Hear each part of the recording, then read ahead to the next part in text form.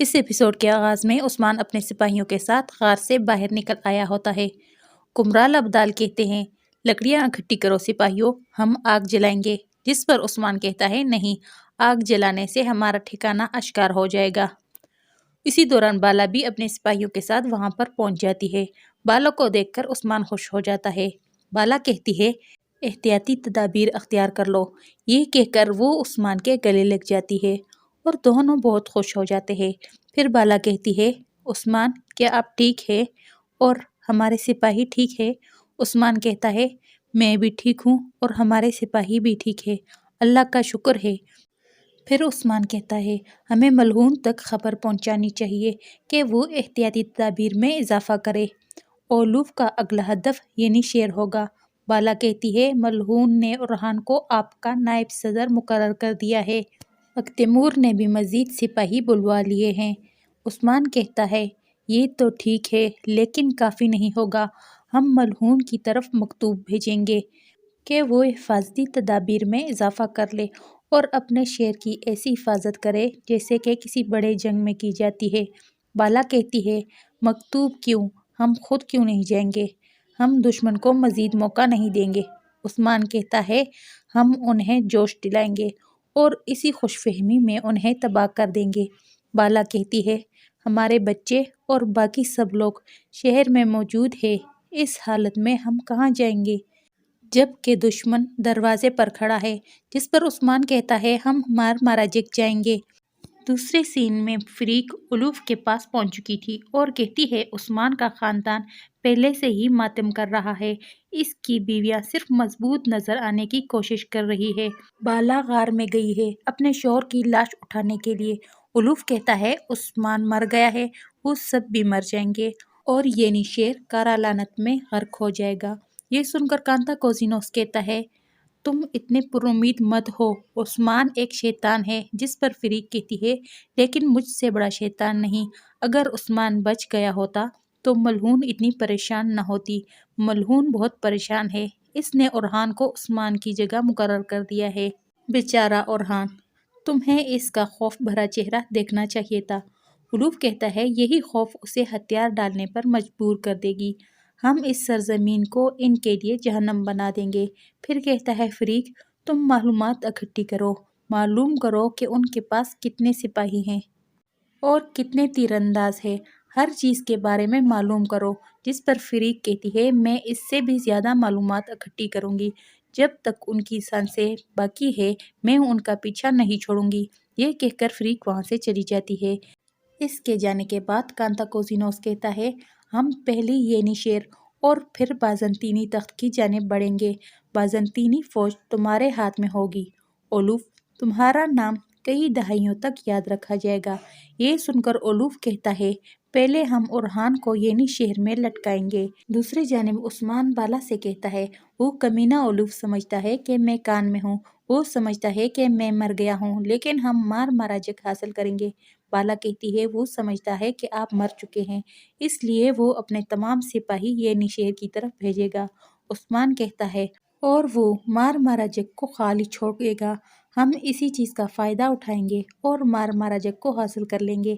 بالا کہتی ہے، لیکن آپ کے سپاہی تو زخمی ہیں۔ عثمان کہتا ہے، میرے سپاہی قبیلے جائیں گے۔ پھر کہتا ہے، زیر کوتاہی، تم سپاہیوں کے ساتھ قبیلے جاؤ لیکن کسی کو بھی پتہ نہ لگے۔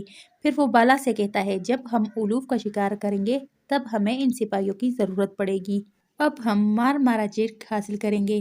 یہاں دیوان میں تمام سرداران جمع ہو چکے تھے۔ ایک سردار کہہ رہا تھا، عثمان صاحب کہاں ہے؟ دوسرا سردار کہتا ہے، وہ ایک چھوٹے بچے کو قیادت کیسے دے سکتا ہے؟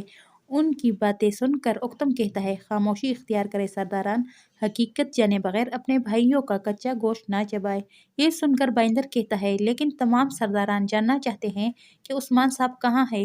یہ سن کر ترگت کہتا ہے، لیکن سرداران کو معلوم نہیں کہ وہ کیا بات کر رہے ہیں، وہ اپنی بات خود سمجھ لے، ایسا نہ ہو کہ ہمیں انہیں بات سمجھانی پڑے۔ اسی دوران اورحان اپنے سپاہیوں کے ساتھ وہاں پر آ جاتا ہے۔ اورحان کو دیکھ کر تمام سردار کھڑے ہو جاتے ہیں، لیکن دو سردار کھڑے نہیں ہوتے، جس کے بعد درسن فقیہ ان کی جانب دیکھتے ہوئے کہتا ہے، دستور۔ یہ سن کر وہ سردار بھی کھڑے ہو جاتے ہیں۔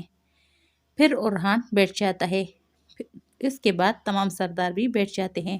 اورحان کہتا ہے جو ہمیں ظفر نہیں بلکہ سفر کا ذمہ دار ٹھہراتا ہے اس کے 99 ناموں سے آغاز کرتا ہوں۔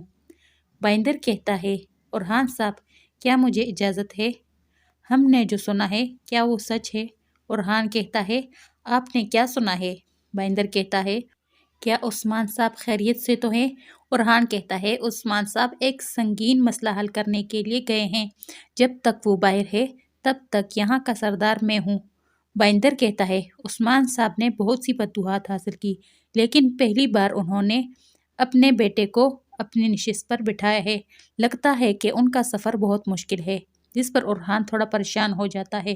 دوسری جانب ملعون خاتون کمرے میں موجود تھی، اسی دوران عائشہ خاتون بھی وہاں پر آ جاتی ہے اور کہتی ہے تم اورحان کے بارے میں پریشان ہونا ملعون۔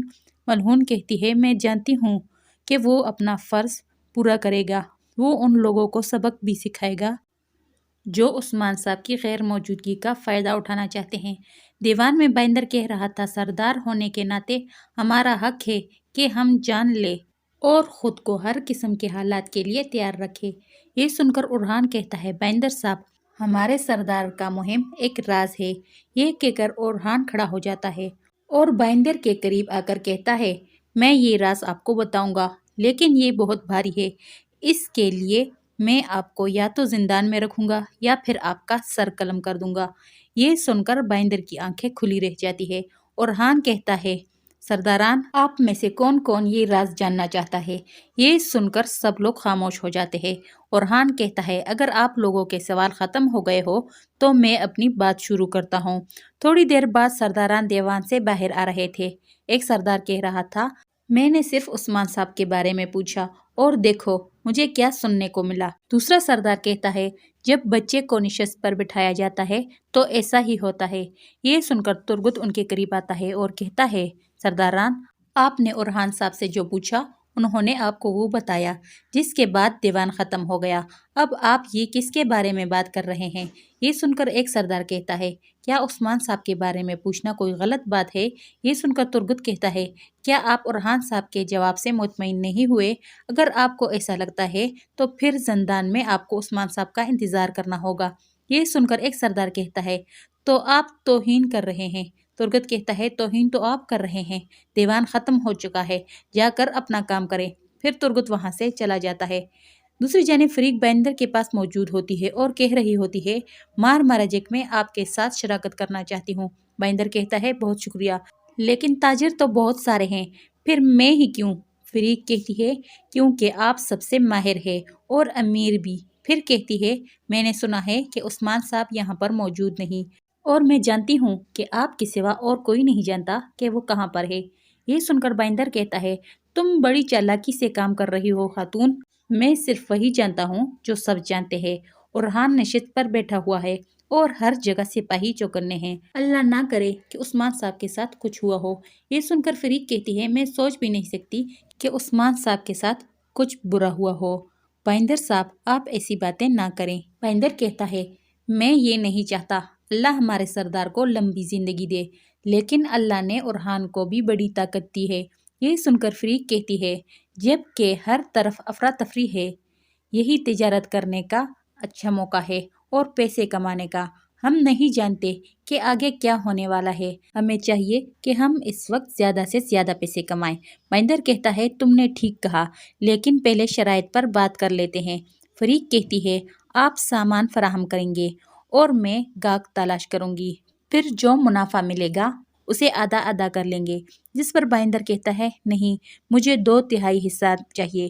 فریق کہتی ہے مجھے قبول ہے، معاہدہ ہو گیا۔ یہ کہہ کر وہ وہاں سے چلی جاتی ہے۔ یہاں عثمان اور بالا جنگل میں جا رہے تھے، تھوڑی دیر بعد وہ ایک جگہ پر رک جاتے ہیں۔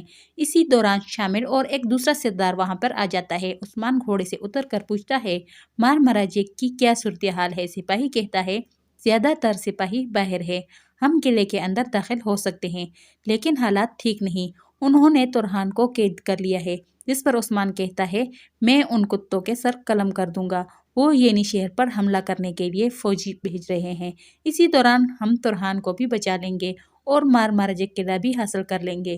یہ سن کر شامل کہتا ہے ہم نے دشمن کی تمام سرزمینوں کو اپنا بنا لیا، اس فتح میں ہمارا کیا فرض ہے؟ عثمان کہتا ہے میں دروازوں کو تالا لگا دوں گا، انہیں بھاگنے کا موقع بھی نہیں دوں گا۔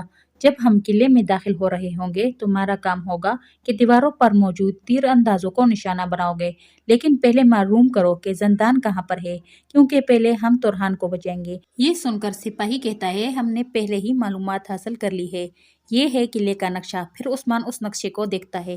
نقشہ دیکھنے کے بعد عثمان کہتا ہے ماشاءاللہ، چلو پھر جہاد مبارک۔ یہ سن کر دونوں سپاہی وہاں سے روانہ ہو جاتے ہیں۔